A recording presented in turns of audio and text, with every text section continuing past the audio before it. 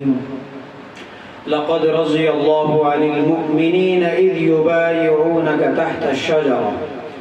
میرے محترم بزرگوں اور دوستوں، ذی الحجہ کا یہ مہینہ چل رہا ہے۔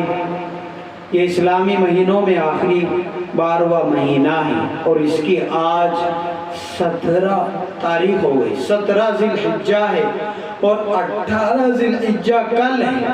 کل کی تاریخ 18 ذی الحجہ میں حضرت عثمان غنی کی مظلومانہ شہادت کا واقعہ پیش آیا۔ تو اس موقع سے یہ بات سمجھ میں آئی کہ ویسا تو ہمیں سال میں اور جب جیسا موقع ہو اپنے نبی کی اور صحابہ کی اور بڑے بڑے صحابہ کی تاریخ اور ان کا تذکرہ اور ان کے واقعات اور ان کی سیرت سے، ان کے اخلاق و کردار سے سبق لیتے رہنا چاہیے، لیکن اس موقع سے بھی ان کا تذکرہ کرنا یہ بہت اہم ہو جاتا ہے کہ اس تاریخ میں ان کی شہادت کا واقعہ پیش آئے۔ حضرت عثمان غنی یہ 4 بڑے صحابیوں میں 4 بڑے صحابی ہوئے، حضرت ابو بکر، حضرت عمر، حضرت عثمان غنی اور حضرت علی مرتضی۔ یہ 4 بڑے صحابی ہوئے، ان میں تیسرے نمبر حضرت عثمان غنی رضی اللہ تعالیٰ عنہ کا ہے۔ اللہ تبارک و تعالیٰ نے ان کو شروع سے ہی اسلام لانے سے پہلے ان کو شرک سے، زنا سے اور بہت ساری گندگیوں سے دور رکھا۔ چنانچہ حضرت عثمان غنی فرمایا کرتے تھے کہ میں نے زمانہ جاہلیت میں بھی، یعنی جب تک اسلام نہیں آیا تھا اس وقت بھی میں نے نہ شراب پی اور نہ میں نے زنا کیا، کوئی گندا کام نہیں کیا۔ اور یہ جو شروع میں اسلام لانے والے صحابی ہیں، ان صحابی میں، ان اصحاب میں ان کا تذکرہ آتا ہے۔ تو حضرت عثمان کا جب بھی نام آتا ہے تو کئی چیزیں ان کے ساتھ جڑی ہوئی ہیں اور امتیازی شان ان کی کئی چیزوں میں ہے کہ عثمان، حضرت عثمان کا جب نام آئے گا تو عثمان اور جامع القرآن، اور اسی طریقے سے جب ان کا نام آئے گا تو حیا کا تذکرہ بھی ان کے ساتھ جڑا ہوا ہے۔ چنانچہ ہر جمعے میں خطیب یہ کہتا ہے وَأَصْدَقُهُمْ حَيَاءً عثمان، حیا کے سب سے زیادہ سچے، سب سے زیادہ حیا کے علمبردار وہ حضرت عثمان بن عفان رضی اللہ تعالیٰ عنہ ہیں۔ تو میرے محترم بزرگوں اور دوستوں، حضرت عثمان غنی کی شان بہت اونچی ہے۔ جب ان کا نام آتا ہے تو ان کا نام کے ساتھ بعض مرتبہ غنی کا لفظ بھی بولا جاتا ہے، جیسا کہ شروع میں بولا گیا حضرت عثمان غنی، یعنی غنی اور سخاوت ان کے ساتھ اس درجہ جڑی ہوئی ہے کہ اللہ تعالیٰ کو ان کی سخاوت اتنی زیادہ پسند آئی کہ اللہ تعالیٰ نے ان کا نام بہت اونچا کر دیا۔ جب حضور نے فرمائش کی، انہوں نے کبھی بھی یہ کہ کم دیا ہو بلکہ زیادہ سے زیادہ انہوں نے حضور کے قدموں میں مال و دولت کے ڈھیر لگا دیے۔ جب مسجد نبوی کی توسیع کا واقعہ پیش آیا تو حضرت عثمان غنی نے وہ مکان خرید کر مسجد نبوی میں دے دیا، اور غزوہ تبوک جیسے مشکل غزوے میں لشکر کو تیار کرنے کا موقع آیا، حضور نے فرمایا کون ہے جو اس لشکر کو تیار کرے گا اس کے لیے جنت کی بشارت ہے۔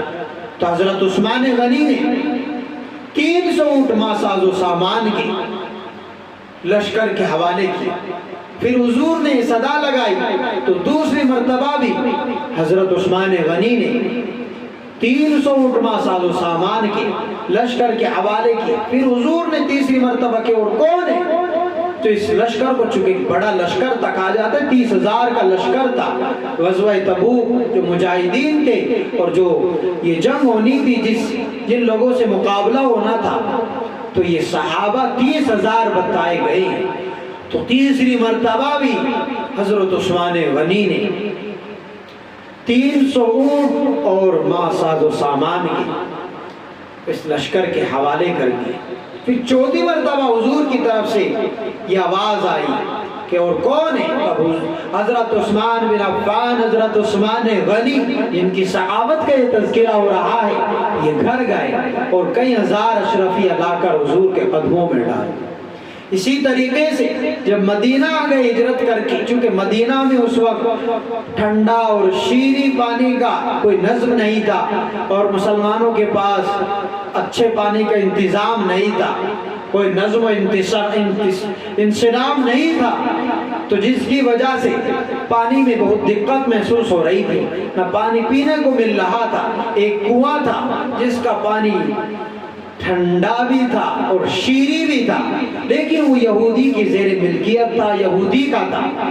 حضرت عثمان نے اس یہودی سے بات کی کہ یہ کنواں مجھے فروخت کر دو، تو شروع میں تو اس یہودی نے انکار کیا، چونکہ یہودی چونکہ فطرتاً یہ بڑا خبیث واقع ہوئے ہیں یہودی، انہوں نے اس یہودی نے کہا کہ نہیں، میں تو اپنا پانی فروخت کرتا ہوں، میری تجارت میری بزنس کا مسئلہ ہے، پھر یہ کیسے حل ہوگا؟ تو حضرت عثمان نے پھر بات کی کہ آدھا کنواں فروخت کر دو، جس کی صورت یہ طے ہوگی کہ ایک دن پانی کی باری آپ کی رہے گی، آپ اپنا پانی فروخت کرتے رہنا، اور ایک دن پانی کی باری میری ہوگی۔ تو اس پر وہ راضی ہو گئے۔ تو اس رضامندی پر پھر حضرت عثمان نے آدھے کنویں کو خرید لیا۔ اب حضرت عثمان نے جیسے آدھا کنواں خریدا تو مسلمانوں کے لیے بلکہ سارے مدینے والوں کے لیے، کوئی بھی ہو، سب کے لیے وقف کر دیا۔ اب جب کہ یہ کنواں وقف ہو گیا تو اگلے دن یہودی کی باری تھی، تو چونکہ یہودی تو پانی مہنگی قیمت میں فروخت کرتا تھا، تو حضرت عثمان بن عفان کی باری میں اگلے دن کا پانی بھی سارے مدینے والوں نے اپنے پاس جمع کر لیا۔ اب جب کہ یہودی کی باری آئی تو اس دن کوئی پانی لینے نہیں آیا، جیسا کہ پہلے دنوں میں آتے تھے اس سے پانی خریدنے، تو پریشان ہوا کہ کوئی پانی لینے نہیں آیا۔ اب یہ خود پریشان ہو کر حضرت عثمان غنی رضی اللہ تعالیٰ عنہ کے پاس پہنچا اور کہا کہ باقی آدھا کنواں بھی خرید لو۔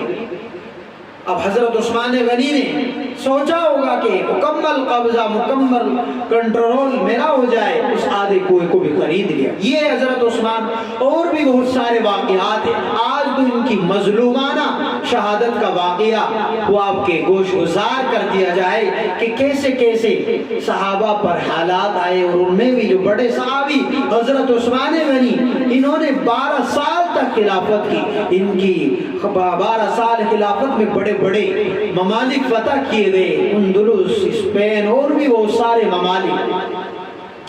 تو اب ہر آدمی یہ ان کی برکات کا اور ان کی فتوحات کا مشاہدہ کر رہا تھا۔ بعض فتین بھی تھے، ان میں حسد ہوا کہ کیسے ان کی خلافت اور اسلام میں بہت سارے ممالک آ رہے ہیں دن بدن، تو یہاں سے ان کی یہ فتنہ شروع ہو گیا، اور ایسا ہوا معاملہ اور واقعہ یہ پیش آیا کہ مصر میں بھی چونکہ حضرت ہی کی خلافت کے تحت یہ ملک تھا، مصر ملک بھی، تو وہاں پر حضرت عثمان بن عفان نے جس گورنر کو گورنری کرنے کے لیے، وہاں کی باغدوڑ سنبھالنے کے لیے، وہاں پر حکومت کرنے کے لیے جس گورنر کو مقرر کیا تھا، وہ ذرا طبیعت کا، مزاج کا سخت تھا، جس کی وجہ سے لوگ کچھ پریشان بھی ہو گئے۔ انہوں نے لیٹر پیڈ لکھ کر حضرت عثمان بن عفان رضی اللہ تعالیٰ عنہ کے حوالے کیا کہ برائے مہربانی یہ بہت زیادہ سخت ہے، ان کو ہٹا کر کسی اور کو گورنر مقرر کر دیجیے۔ تو حضرت عثمان غنی رضی اللہ تعالیٰ عنہ نے مشورہ کیا تو لوگوں نے کہا کہ محمد بن ابو بکر صدیق سے بہتر مدینے میں کوئی اور نہیں ہے جو ان سے بہتر گورنری کرے۔ تو چنانچہ ان کا ارادہ کر لیا کہ ان کو وہاں بھیجا جائے گا مصر میں، اور یہ وہاں گورنر رہیں گے۔ اور وہ وہاں جو گورنر تھے مصر میں، جو ذرا مزاج کے طبیعت کے سخت تھے تھوڑا، وہ یہاں مدینہ میں آ جائیں گے، وہ یہاں پر گورنری کریں گے۔ تو حضرت ابو بکر صدیق کے بیٹے محمد بن ابو بکر صدیق ان کو بھیجا، تو انہوں نے کہا کہ میری بات کون مانے گا، میرے ساتھ کچھ بڑے سمجھدار لوگوں کو بھی بھیجا جائے۔ تو حضرت عثمان بن عفان نے کچھ بڑے سمجھدار لوگوں کو حضرت محمد بن ابو بکر صدیق کے ساتھ بھیجا۔ اب یہ چل دیے، راستے میں انہوں نے ایک جگہ پڑاؤ ڈالا۔ اب پڑاؤ ڈالا تو دیکھا یہ آرام کر رہے تھے کہ ایک غلام قسم کا کوئی آدمی گھوڑے پر تیزی کے ساتھ جا رہا ہے۔ ان کو یہ جو پڑاؤ میں تھے، انہوں کو خطرہ محسوس ہوا کہ کہیں یہ کوئی سی آئی ڈی اور کوئی جاسوس تو نہیں ہے۔ تو انہوں نے اس غلام کو جو گھوڑے پر تیزی کے ساتھ سوار تھا اور جا رہا تھا روک لیا اور کہا کہ کون ہو؟ انہوں نے کہا کہ حضرت عثمان بن عفان کا غلام ہوں۔ انہوں نے کہا کہ کہاں جا رہے ہو؟ کہ جا رہا ہوں کسی کام سے۔ تو ان کو شک ہوا کہ نہیں کوئی نہ کوئی معاملہ ہے، تو انہوں نے ان کو روک لیا اور کہا کہ بتائیے کہاں جا رہے ہو؟ انہوں نے کہا کہ میں مصر جا رہا ہوں۔ تو ان کو زیادہ شک ہو گیا کہ لگتا ہے کوئی نہ کوئی سازش ہو، چونکہ یہ آدمی یہ غلام جو اپنا آپ کو کہہ رہا تھا یہ بتا نہیں رہا تھا کہ کیا بات، اور یہ فتنہ برپا کرنا چاہ رہا تھا حقیقت میں۔ تو ان لوگوں نے اس آدمی کی، اس بندے کی جس نے اپنے آپ کو غلام کہا حضرت عثمان بن عفان کا، ان لوگوں نے اس بندے کی تلاشی لی، اور تلاشی میں ان کے پاس ایک رقعہ ملا، ایک میسیج ملا، پرچی ملی، جس پر لکھا ہوا تھا حضرت عثمان کی جانب سے کہ میں تمہارے پاس محمد بن ابو بکر صدیق آئے گا اور وہ تم سے گورنری چھینے گا، تو جیسے وہ تمہارے پاس پہنچے تو تم اس کو قتل کر دے۔ جیسے انہوں نے اس کو پڑھا تو سمجھ گئے کہ حیران ہو گئے محمد بن ابو بکر صدیق بھی کہ حضرت عثمان بن عفان نے کیا معاملہ کیا۔ ایک طرف تو ہمیں گورنری کرنے کے لیے ہمیں گورنر مقرر کر دیا وہاں کا اور ہمیں وہاں کے لیے بھیجا، اور دوسری طرف ہمارے قتل کا بھی فیصلہ اور ہمیں قتل کرنے کے لیے منصوبہ۔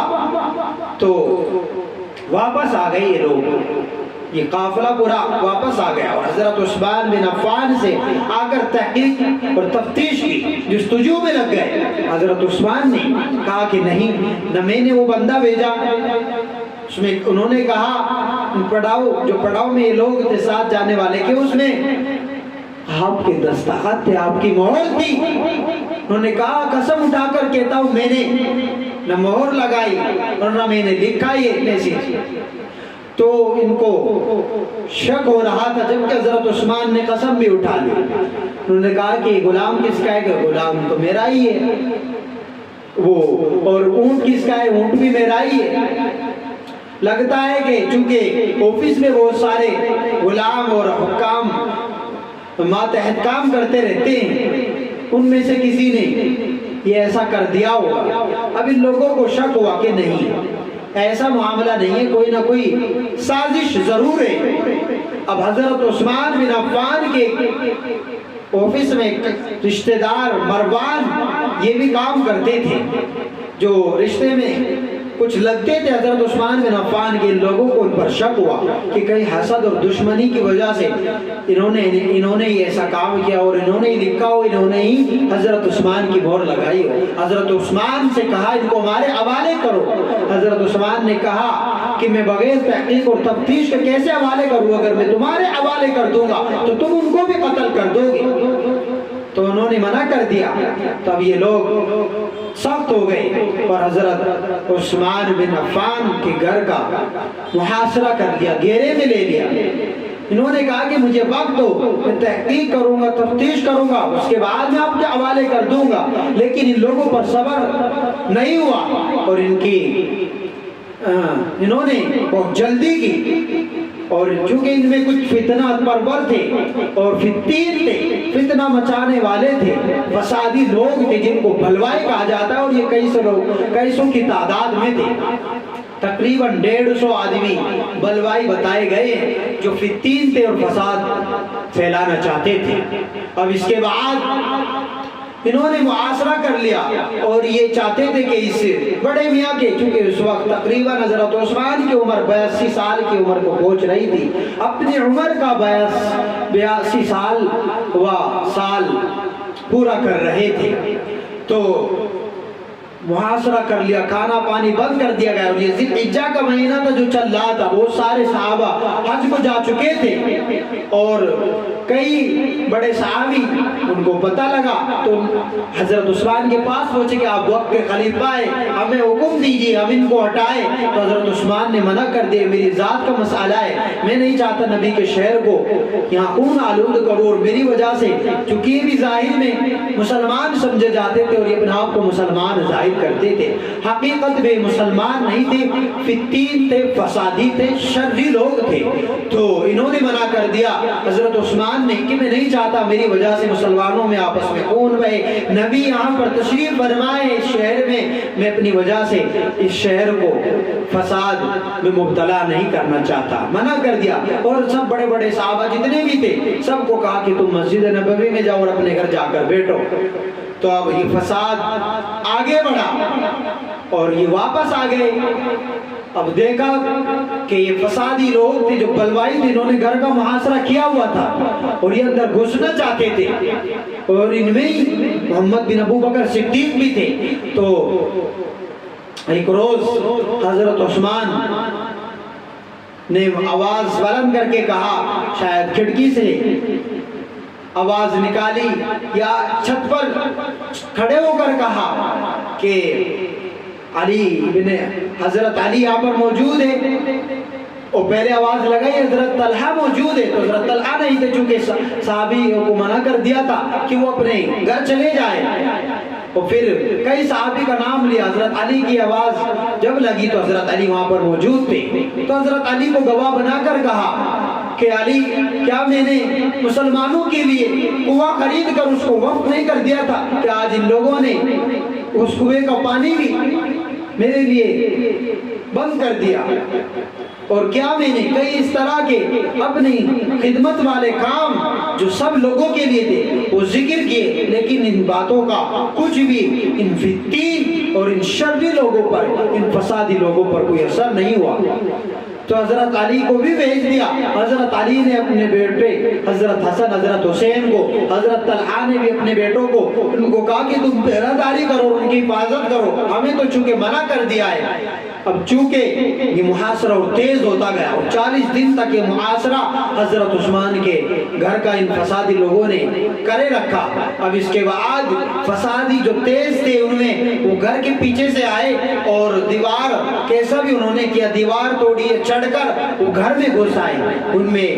ان چڑھنے والوں میں محمد بن ابو بکر صدیق بھی تھے، یہ غصے میں تھے، تلخ آواز میں، کڑوی آواز میں انہوں نے کہا کہ تم نے میرے قتل کا فیصلہ کیسے کیا، اور لہجہ بدل کر بات کی۔ حضرت عثمان نے اس وقت بھی کہا کہ نہیں، میں نے فیصلہ نہیں کیا، لیکن انہوں نے اپنا غصہ دکھایا اور بات کو نہیں مانا۔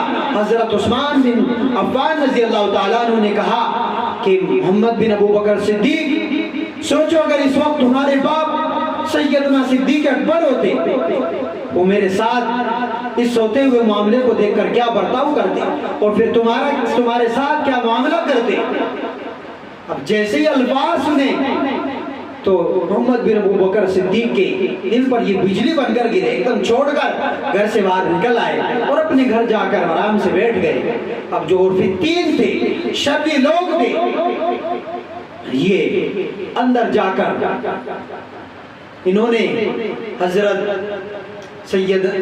نہ عثمان بن عفان رضی اللہ تعالیٰ عنہ کے سر پر وار کیا، ان کے ہاتھ میں لوہے کی ایک زبردست قسم کی روڈ تھی، اس کو سر پر مارا جس سے سر پھٹا، اور حضرت عثمان کے سر سے خون کا ایک فوارہ چھوٹا، اور وہ قرآن کریم، چونکہ حضرت اس وقت قرآن کریم کی تلاوت کر رہے تھے تو قرآن کریم پر گرا، اور قرآن کریم کی اس آیت پر گرا، فَسَيَكْفِيكَهُمُ اللَّهُ، اللہ تعالیٰ ان کو کافی ہے۔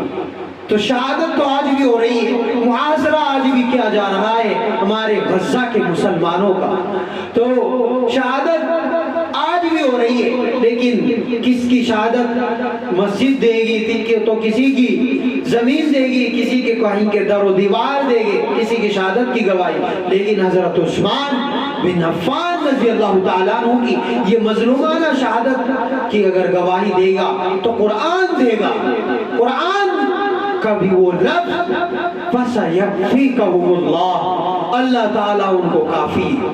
روایات میں یہ بھی آتا ہے کہ اس روز حضرت عثمان بن عفان نے خواب دیکھا تھا کہ حضرت عثمان بن عفان کے خواب میں سرور کونین فخر موجودات حضرت محمد مصطفیٰ صلی اللہ علیہ وسلم حضرت عثمان غنی کے خواب میں تشریف لائے۔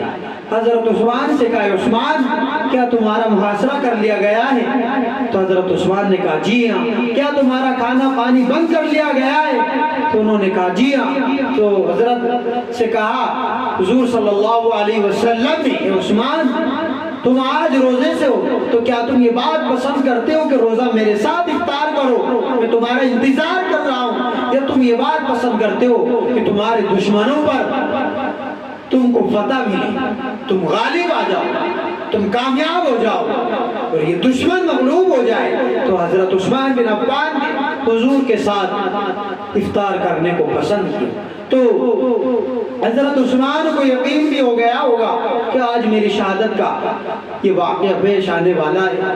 تو حضرت کی شہادت کا واقعہ پیش آ گیا تو آپ دیکھیں ان لوگوں پر صبر نہیں ہوا کہ حضرت عثمان بن عفان خود تحقیق کر کے تفتیش کر کے بتلاتے کہ کس نے سازش کی، لیکن ان لوگوں نے ایک دم ایسی چڑھائی کی اور فتین، اور حضرت عثمان نے اپنے احسانات، چونکہ ایسے موقع آ گیا تھا کہ خود ان کی جان کی پڑ گئی تھی، تو حضرت عثمان نے اپنے کنویں جس کو رزق اور وقف کر دیا تھا اس کا بھی تذکرہ کیا، لیکن انسان احسان فراموش واقع ہوا ہے، اس ذرا سی بات پر اس کو بہت بڑی بنا کر اور اپنی بات کو منوانے کے لیے ایک دم تکبر اور غرور میں مبتلا ہو جاتا ہے۔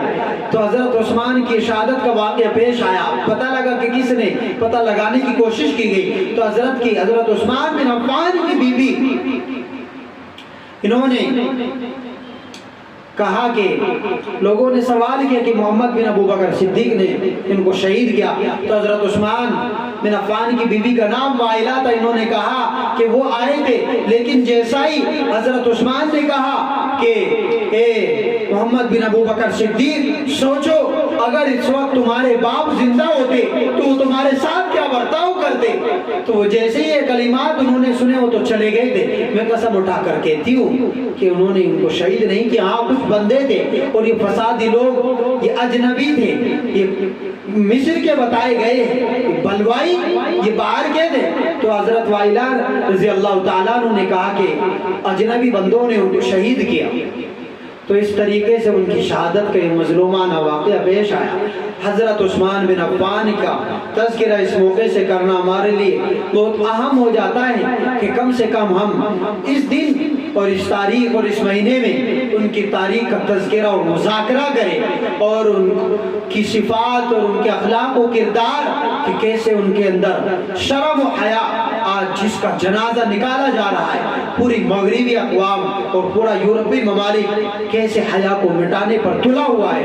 حضرت عثمان بن عفان فرشتے بھی جن سے شرم کیا کرتے تھے، اور حضور کی دو بیٹی ذوالنورین کو کہا جاتا ہے، دو نور والی دو بیٹی ان کے نکاح میں آئی، حضرت رقیہ اور حضرت ام کلثوم رضی اللہ تعالیٰ عنہ۔ یہ شرف صرف انہی کو حاصل ہوا، تو اس لیے ہمیں حضرت عثمان بن عفان رضی اللہ تعالیٰ عنہ کے اخلاق و کردار اور ان کی سیرت سے سبق لینے کی ضرورت ہے۔ اللہ تعالیٰ ہمارا ایمان بھی ان جیسا بنائے، اور دیکھیں کیسے کیسے حالات اور آزمائش ان پر آئی، تو اسی طریقے سے ہمیں بھی اگر آ جائے، ویسے تو اللہ تعالیٰ سے عافیت کی دعا مانگتے رہنا چاہیے، اگر اس طرح کے حالات آئے تو صبر سے کام لیتے رہنا چاہیے اور دعا کرتے رہنا چاہیے۔ اللہ تعالیٰ ہمیں مرتے دم تک دین پر جمائے رکھے۔ ہمارے فلسطینی بھائیوں کی اللہ تعالیٰ ان کی قدم بقدم حفاظت فرمائے، جیسا کہ حضرت عثمان کا محاصرہ کر لیا گیا تھا، آج ہمارے فلسطینی بھائیوں کا بھی محاصرہ ہے، اور ان کو بھی سال سے بھی زیادہ، 1.5 سال سے بھی زیادہ ان پر یہ بندش کا معاملہ ہو چکا ہے، تو اس لیے ان کو اپنی دعاؤں میں خاص طور سے یاد رکھیں، دعائیں کرتے رہیں لگن سے اور تڑپ سے اور دل لگا کر۔ انشاءاللہ یہ دعائیں، یہ آہو بکا، یہ پکار یہ ضائع نہیں ہوگی، شہیدوں کا یقین رائے گا نہیں جائے گا، رنگ لائے گا، اور انشاءاللہ غلبہ ہوگا، حق کا غلبہ ہوگا اور اسلام کا غلبہ ہوگا۔ شرط یہ ہے کہ ہم اپنے اندر بدلاؤ لائے، ہم پورے طریقے سے مومن اور مسلمان بنے۔ اللہ تعالیٰ مجھے بھی اور آپ سب کو بھی عمل کرنے کی توفیق عطا فرمائے، اور اس پیغام کو زیادہ سے زیادہ عام کرنے کی توفیق عطا فرمائے۔